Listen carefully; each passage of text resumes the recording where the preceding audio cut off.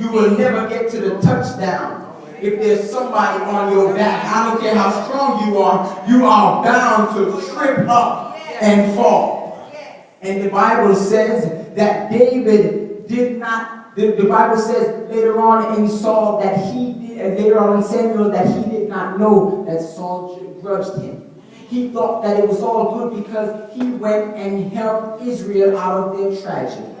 The problem with us is that we start to blame everyone else for our storm. We blame everybody else for the things we're going through. The problem with Israel was that Israel was promised Canaan, and when they got Canaan, they did not know how to care it. Because even though God gave them something that they claimed they wanted, it was the best thing since sliced bread, they wanted more. We get so greedy with God. We get so selfish with God like he's a genie. We want to make 3 wishes and we want them all to come through today. So what happened is that they made love to demons. Because the devil came into Adam and Eve in the garden and he tempted them with something that looked good. Sin tastes and feel good. But after the sin, I am convicted. There is something inside of me that's striking my flesh, that's punching me in my heart because I defied God. I went against God's will. We are sitting here trying to figure out why they don't like us when the truth of the matter is the anointing that is on you, they cannot stand. Sometimes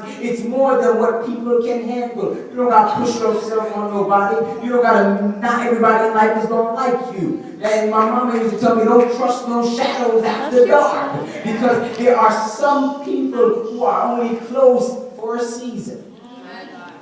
But those people are the same people that's going to get you to that touchdown. Eli Manning and Victor Cruz are both superstars. And what happened with 2 superstars is what happened with Shaq and Kobe. 2 superstars can't work on the same team effectively. Now, they can be the best on the court, but it's off the court that matters.